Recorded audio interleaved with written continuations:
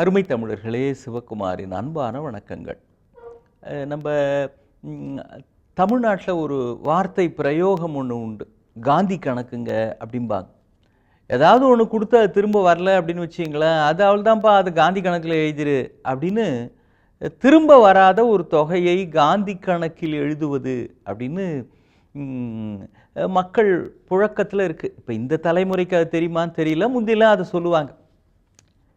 அந்த சொல்லுக்கு பல விளக்கங்களை தருகிறார்கள். ஆனால் முக்கியமாக அதில் தெரிஞ்சிக்க வேண்டியது என்ன அப்படின்னா, காந்தி எல்லா விஷயத்துலேயும் ரொம்ப கணக்காக இருப்பார். ரொம்ப பார்த்து பார்த்து பார்த்து சின்ன நயா பைசா சுத்தமாக இருந்தால் மிக மிக சரியாக ஒருவர் பர்ஃபெக்ஷனிஸ்டாக இருந்தாங்கன்னா காந்தி கணக்கு அப்படின்னு சொல்வது தான் வந்தது. என்னப்பா ஒவ்வொரு பைசாக்கும் பார்த்து பார்த்து கணக்கு எழுதுறியே? காரணம், காந்தியடிகள் அப்படித்தான். ஒவ்வொரு பைசாவுக்கும் அவருக்கு விளக்கம் தர வேண்டும், கணக்கு சொல்ல வேண்டும்.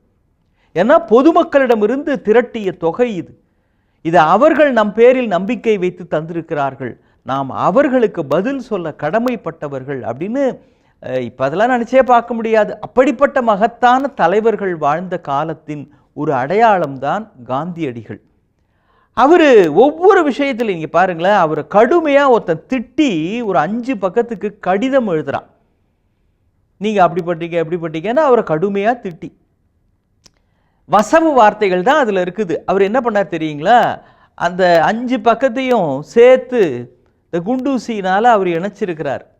இதில் பயனுள்ள விஷயம் அப்படிங்கிறது இந்த குண்டூசி தான், அதனால் இதை நான் எடுத்துக்கிறேன் அப்படின்னாரு. அப்படின்னா என்ன அர்த்தம்? கடிதத்தில் இருக்கிறதெல்லாம் நான் விட்டுடுறேன், இதில் பயனுள்ளதாக இருக்கிறது இந்த குண்டூசி மட்டும்தான் அப்படின்னார். அது மாதிரி ஒவ்வொரு விஷயத்துலையும் அப்படியே அந்த தூக்கி போடுங்கன்னு கிடையாது. அதில் பயனுள்ள ஒன்று இருக்கிறது என்றால் அதை எடுத்துக்கொள்வோம். குண்டூசி எடுத்து வச்சுக்கிட்டார். ஒரு விஷயம் வெளியில் என்ன இருக்குன்றதை பற்றியே பொருட்படுத்த வேண்டும்னு அவசியம் இல்லை. இப்போ காந்தியை திட்டி அவன் கடிதம் எழுதியிருக்கிறான், அவர் அதை பொருட்படுத்தவே இல்லை. நாம் அதிலிருந்து என்ன கற்றுக்கொள்ளுகிறோம், how we react to it அப்படின்னு ஆங்கிலத்தில் சொல்லுவாங்க. Don't act, don't react, act அப்படின்னு ஒரு அழகான பொன்மொழி உண்டு. ஒரு விஷயம் நடக்குது அப்படின்னா அதுக்காக நாம் என்ன பார்த்து இப்படி சொன்னியா அப்படி சொன்னியா அதெல்லாம் கிடையாது. இதிலிருந்து நாம் கற்றுக்கொள்வது என்ன, நாம் அடுத்ததாக எப்படி செயல்பட போகிறோம், இதுதான் நாம் தெரிந்து கொள்ள வேண்டிய அல்லது நம்முடைய அணுகுமுறையாக இருக்க வேண்டிய விஷயம். வெளியில் 1000 பிரச்சனை வரும், அதுக்காக ஒன்றுத்துக்கும் நீங்கள் ரியாக்ட் பண்ணிக்கிட்டு இருந்தீங்கன்னா முடிவே கிடையாது. லால் பகதூர் சாஸ்திரின்னு ஒரு நம்முடைய இந்திய பிரதமர் ஒருவர் இருந்தார், வரலாறுல படிச்சிருப்பீங்க. அவர் கொஞ்சம் குள்ளமாக இருப்பார், சராசரி உயரத்தை விட கொஞ்சம் குறைந்தவர். ஆனால் அவர் பாருங்களேன், நீங்கள் குள்ளமாக இருக்கிறத பற்றி எப்பயாவது யோசிச்சிருக்கிறீங்களான்னு ஒரு பத்திரிகை நிருபர்கள் கேட்குறாங்க. அவர் சொல்கிறார், இது என்ன பெரிய விஷயம், எவ்வளோ உயர்ந்த மனுஷனாக இருந்தாலும் என் முன்னால் கை கொடுக்கணும் அப்படின்னா கண்டிப்பாக அவன் குனிஞ்சு தான் ஆகணும், அப்பேற்பட்ட உயரம் இல்லை நம்மளுது அப்படின்னு அவர் அதையும் தமாஷா எடுத்துக்கிறார். என்னை பார்த்து குள்ளோன்னு சொன்னியா, ப்ரெஸ் மீட்டில் பேசினியா, அதெல்லாம் ஒன்றும் இல்லை, எவ்வளோ அவசரமானவனால் என் முன்னால் தலை குனிஞ்சு தானே ஆகணும் அப்படின்னாராம். அவர் சின்ன வயசில் நண்பர்களோட ஒரு திருவிழாவுக்கு போயிருக்கிறார். திருவிழா முடிஞ்சு ஊருக்கு திரும்பணும். வழியில் ஒரு ஆறு, கடுமையான வறுமை குடும்பத்தை சேர்ந்தவர் அவர். அப்புறம் அந்த காலத்தில் வேறு என்ன பொழுதுபோக்குன்னு நண்பர்களோட போகிறாரு. வழியில் ஒரு ஆறு, அந்த ஆறில் ஒரு படகு சர்வீஸ் நடக்குது, ஃபெர்ரி சர்வீஸ். அது ஒரு அணா கொடுத்தா அவ இந்த கரையில் கொண்டு விட்டுருவாங்க. இரவு 7 மணிக்கு திரும்புகிறாங்க, இவர் கையில் ஒரு அணா இல்லை. நண்பர்கள்லாம் வா நம்மளாம் போகலாம் அப்படின்னு கூட்டிட்டு போகிறாங்க. நான் வரல, நீங்களாம் போங்கப்பா, நான் இங்கேயே தங்கிட்டு மறுநாள் காலையில் வரேன் அப்படின்றார். இப்போ இந்த படகுல ஏறி நண்பர்கள்லாம் போன பிறகு, இருட்டிய பிறகு, ஜன நடமாட்டமெல்லாம் குறைந்த பிறகு இவர் அந்த ஆற்றிலே இறங்கி நீந்தி கடந்து வந்தார். நம்மகிட்ட ஒரு அணா இல்லையே, ஃப்ரெண்டுக்கிட்ட கேட்டிருக்கலாம், எனக்கு அண்ணே நாளைக்கு தரனே அப்படின்னு அந்த படகுக்காரத்தையே கடன் சொல்லியிருக்கலாம். அதெல்லாம் கிடையாது. அவருடைய தன்மானம் நண்பனிடத்தில் கேட்பதற்கும் அனுமதிக்கவில்லை, கடன் சொல்லுவதற்கும் அவருடைய தன்மானம் அனுமதிக்கவில்லை. நான் நீந்தி கடந்து விடுகிறேன் என்று நினைக்கிற அந்த மன உறுதிதான் ஒரு நாட்டுக்கே பிரதமராக வருவதற்கான முக்கியமான காரணங்களில் ஒன்று, தகுதிகளில் ஒன்று. வெளியில என்ன வேணா நடக்கலாம். 6 மாதிரி வாழ்க்கையில் ஒரு மிகப்பெரிய சவால் எதிரே வந்து நிற்கலாம். நான் அதை நீந்தி கடக்கக்கூடியவனாகத்தான் இருப்பேனே தவிர, அடுத்தவனிடம் கடன் வாங்கி கொண்டு அல்லது அடுத்தவனிடம் இருந்து இலவசமாக ஒன்றை பெற்றுக்கொண்டு அதை நான் கடப்பேன் என்று எண்ணுகிற குறைந்த மனோபாவம் இல்லாமல் மன உறுதியால் நிறைந்த மனோபாவம் உள்ளவர்கள்தான் எப்பேற்பட்ட 6 கடலையும் கடக்கக்கூடிய திறமை உள்ளவர்களாக மாறுகிறார்கள். ஒரு காட்டில் பயங்கரமாக மழை பெஞ்சிக்கிட்டே இருக்குதுங்க. ஒரு ஆடு ஒன்று எப்படியோ தப்பி அங்கே ஒரு குகை ஒன்று இருக்குது, அந்த குகை உள்ளே போயிடுச்சு. கொஞ்ச நேரம் மழை விட்டுது, நம்ம போகலாமான்னு பார்த்து மழை தூரிக்கிட்டு இருக்குது. வெளியில் வந்து பார்த்து தூரக்க சிங்கம் ஒன்று இந்த குகைக்குள்ளே வருது. அது அந்த சிங்கத்தோட குகை தான் போல இருக்குது. தூரக்கு சிங்கம் வருதை பார்த்துது.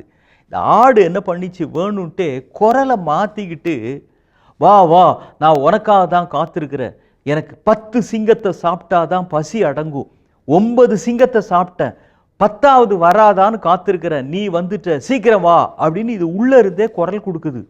அந்த சிங்கம் பயந்துருச்சு.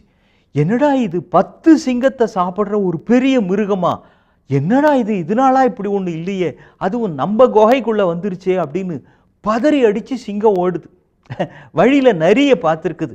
நரிகிட்ட சொல்லிச்சு, எப்பா 10 சிங்கத்தை சாப்பிட்ற ஒரு பெரிய மிருகம் நம்ம காட்டுக்குள்ளே வந்தது, அதுவும் ஏன் போராத நேரம் என் குகைக்குள்ளே உக்காந்துருக்குது, எப்படியாவது நீ தான் நரித்தனமாக யோசனை பண்ணி எனக்கு ஐடியா சொல்லணும். சிங்கம் கேட்குது, அப்படிலாம் ஒன்றும் இருக்காதுங்களே, வாங்க நானும் வரேன், என்ன தான் நடக்குது பார்ப்போம் அப்படின்னு. இந்த நரிக்கு என்ன நரித்தனமான யோசனைன்னா, அது இதை விட பெரிய மிருகமாக இருந்ததுன்னா இந்த சிங்கத்தை அடிச்சிட போகுது.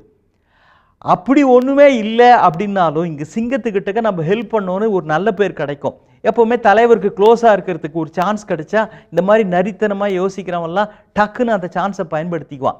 இந்த நரி பார்த்தது, இந்த சிங்கம் ஒன்றே தபரு, நீ இப்போ என் கூட வர, ஆனால் கிட்டக்க போகிறப்ப நீ ஓடிட்டா என்ன பண்ணுறதுன்னு தன்னோட காலையும் அதோட காலையும் சேர்த்து கட்டிக்கிச்சு.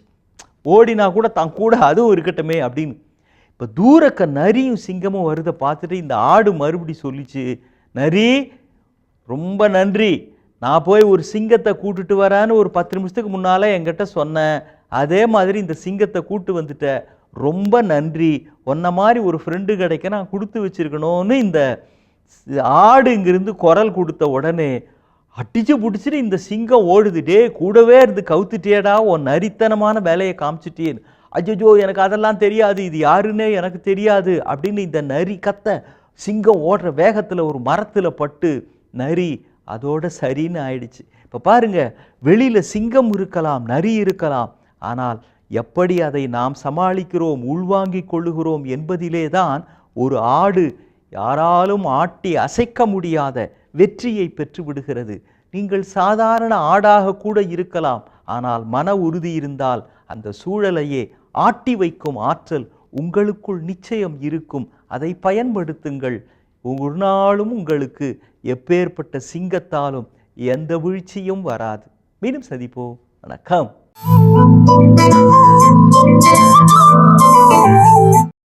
இன்னும் பல வீடியோக்களை காண சன் லைஃப் சேனலை சப்ஸ்கிரைப் பண்ணுங்க.